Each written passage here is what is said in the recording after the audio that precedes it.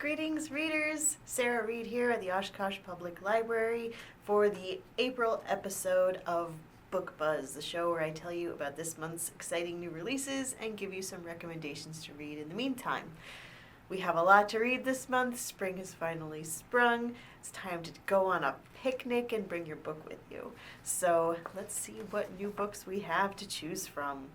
First up in April, we have a cozy comedic mystery, Murder by Cheesecake, a Golden Girls cozy mystery by Rachel Ekstrom Courage.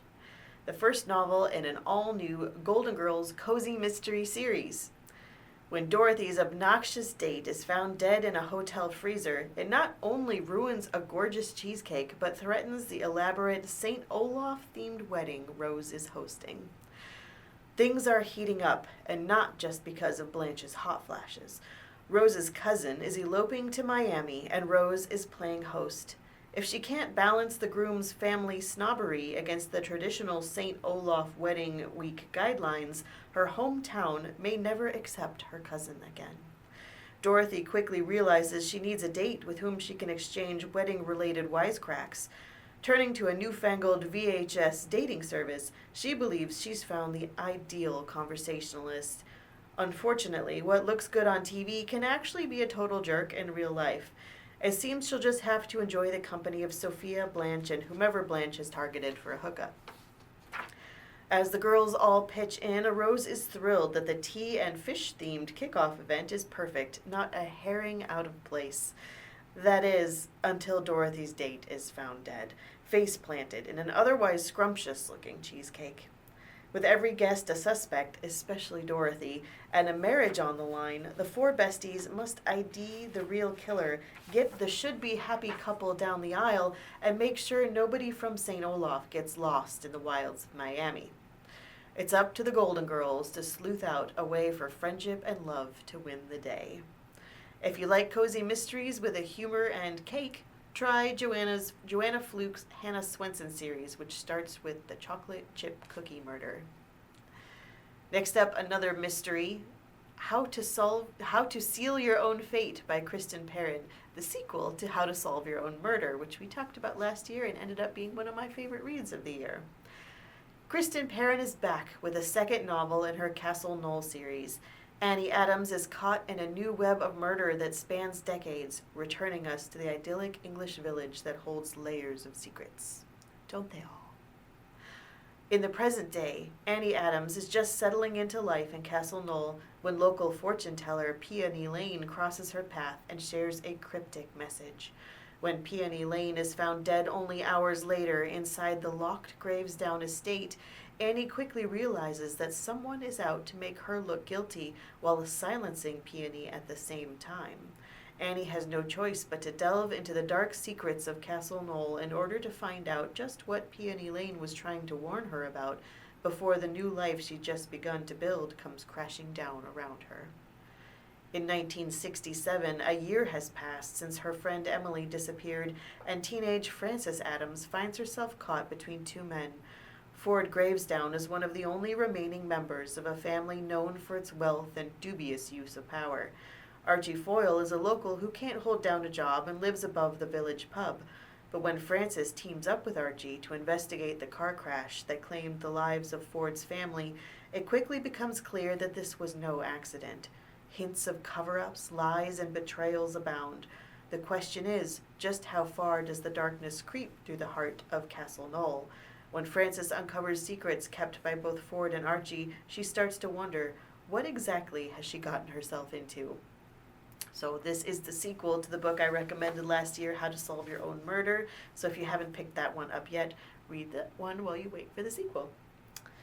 Next up for romance fans, we have a new Abby Jimenez title, Say You'll Remember Me. There might be no such thing as a perfect guy, but Xavier Rush comes disastrously close. A gorgeous veterinarian giving Greek god vibes, all while cuddling a tiny kitten? Immediately yes. That is until Xavier opens his mouth and proves that even sculpted gods can say the absolute wrong thing, like really wrong. Of course, there's nothing Samantha loves more than proving a jerk wrong. Unless, of course, he can admit he made a mistake. But after one incredible and seemingly endless date, possibly the best in living history, Samantha is forced to admit the truth, that her family is in crisis and any kind of relationship would be impossible. Samantha begs Xavier to forget her, to remember their night together as a perfect moment, as crushing as that may be. Only no amount of distance or time is nearly enough to forget that something between them. And the only thing better than one single perfect memory is to make a life, and even a love, worth remembering. For a similar vibe, try Anywhere With You by L. Palmer. For fantasy fans, we have a novel from Ai Jiang, A Palace Near the Wind. From a rising star author, winner of both the Bram Stoker and Nebula Awards, a richly inventive, brutal, and beautiful science fantasy novella, a story of family, loss, oppression, and rebellion that will stay with you long after the final page. Liu Lufeng is the eldest princess of the Feng royalty, and, bound by duty and tradition, the next bride of the human king. With their bark faces, arms of braided branches, and hair of needle threads, the Feng people live within nature, nurtured by the land, but they exist under the constant threat of human expansion, and their negotiation of bride wealth is the only way to stop or at least delay the destruction of their home. Come her wedding day, Lu Feng plans to kill the king and finally put an end to the marriages. Trapped in the great human palace in the run-up to the union, Lu Feng begins to uncover the truth about her people's origins and realizes they will never be safe from the humans. So she must learn to let go of duty and tradition, choose her allies carefully, and risk the unknown in order to free her family and shape her own fate. This is a richly inventive, brutal, and beautiful story of family, loss, oppression, and rebellion. For more epic stories about empire and rage, try Ng Yi Vo's The Empire of Salt and Fortune. Next up, for science fiction, we have One-Way Witch by Nnedi Okorafor. Set in the universe African futurist luminary Nnedi Okorafor first introduced in the World Fantasy Award-winning Who Fears Death, One-Way Witch is the second in the She Who Knows trilogy. The world has forgotten Anye Sanwu. As a teen, Najiba learned to become the beast of wind, fire, and dust, the Kapanyungo. When that took too much from her, including the life of her father, she let it all go, and for a time she was happy, until a few years later, when the small normal life she'd built was violently destroyed. Now in her 40s and years beyond the death of her second husband, Najiba has just lost her beloved daughter. Anye Sanwu saved the world. Najiba knows this well, but the world does not. This is how the juju her daughter evoked works. One other person who remembers is Anye Sanwu's teacher Aro, a harsh and hard-hearted sorcerer. Najiba has decided to ask him to teach her the mystic points, the powerful heart of sorcery. There is something awful Najiba needs to kill, and the mystic points are the only way. Najiba is truly her daughter's mother. When Aro agrees to help, Najiba is at last ready to forge her future, but first she must confront her past, for certain memories cannot lie in unmarked graves. Read anything by Nnedi Okorafor, but if you're looking for more African futurism, try Africa Risen, an anthology of short stories edited by Cherie Renee Thomas. Next up, for historical fiction, we have The Book Club for Troublesome Women by Marie Bostwick. Margaret Ryan never really meant to start a book club or a feminist revolution in her buttoned-up suburb. By 1960 standards, Margaret Ryan is living the American woman's dream. She has a husband, 3 children, a station wagon, and a home in Concordia, one of Northern Virginia's most exclusive and picturesque suburbs. She has a standing invitation to the neighborhood coffee klatch, and now, thanks to her husband, a new subscription to A Woman's Place, a magazine that tells housewives like Margaret exactly who to be and what to buy. On paper, she has it all, so why doesn't that feel like enough?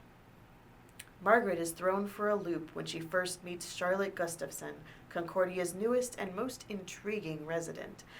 As an excuse to be in the mysterious Charlotte's orbit, Margaret concocts a book club get-together and invites two other neighborhood women, Bitsy and Viv, to the inaugural meeting.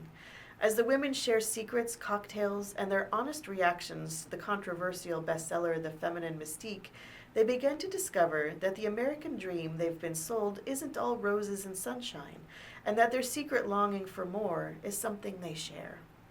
Nicknaming themselves the Bettys after Betty Friedan, these four friends have no idea their impromptu club and the books they read together will become the glue that helps them hold fast through tears, triumphs, and angst and arguments, and what will prove to be the most consequential and freeing year of their lives. The Book Club for Troublesome Women is a humorous, thought-provoking, and nostalgic romp through one pivotal and tumultuous American year, as well as an ode to self-discovery, persistence, and the power of sisterhood. For another read about an empowering book club, try Desperate Measures by L. Casey. Next up, our horror selection for this month is Staircase in the Woods by Chuck Wendig. A group of friends investigates the mystery of a strange staircase in the woods in this mesmerizing horror novel from New York Times bestselling author of The Book of Accidents. Kirsten White says, Chuck Wendig weaves his magic once more, turning a lonely staircase in the woods into a searing, propulsive, dread-filled exploration of the horrors of knowing and being known. 5 high school friends are bonded by an oath to protect one another no matter what. Then, on a camping trip in the middle of the forest, they find something extraordinary, a mysterious staircase to nowhere. One friend walks up and never comes back down. Then the staircase disappears. 20 years later, the staircase has reappeared. Now the group returns to find the lost boy and what lies beyond the staircase in the woods. Sounds good? I will be reading this. For more horror in the woods, check out Disappearance at Devil's Rock by Paul Tremblay. And for our nonfiction, we have a memoir for this month called Ordinary Time, Lessons Learned While Staying Put by Annie B. Jones. In her first book, the popular From the Front Porch podcast host and independent bookstore owner challenges that idea that loud lives are the ones that matter most, reminding us that we don't have to leave the lives we have in order to have the lives of which we've always dreamed. Can life be an adventure even when it's just ordinary? Annie Jones always assumed adulthood would mean adventure, a high-powered career, life in a big bustling city, and travels to far-flung places she'd longed to see, but her reality turned out differently. As the years passed, Annie was still in the same small town, running an independent bookstore, the kind of life Nora Ephron dreamed. During that time, she hosted friends' goodbye parties and mailed parting gifts, wrote recommendation letters, and wished former shop staffers well. She stayed in her small town, despite her love of big cities, staying in her marriage to the guy she met when she was 18, and she stayed at her bookstore while the world outside shifted steadily toward digital retailers, and she stayed loyal to a faith she sometimes didn't recognize. After 10 years, Annie realized she might never leave, but instead of regret, she had an epiphany. She awakened to the gifts of a quiet life spent staying put. In Ordinary Time, Annie challenges the idea that loud lives matter most. Rummaging through her small-town existence, she finds hidden gifts of humor and hope from a life lived quietly. Staying can itself be a radical act. It takes courage to stay in the places we've always called home, Jones argues, and she points to a portrait of a possibility far away from thriving metropolises and Monica Geller-inspired apartments. We've long been encouraged to follow our dreams, to pack up and move to new places and leave old lives and past selves behind. While there's a beauty in these kinds of adventures, Ordinary Time helps us see ourselves right where we are, in the middle of messy, mundane lives, maybe not too far from where we grew up.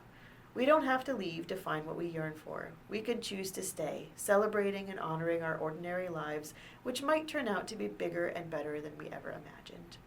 For another heartwarming memoir about a simple life, try Bettyville by George Hodgman.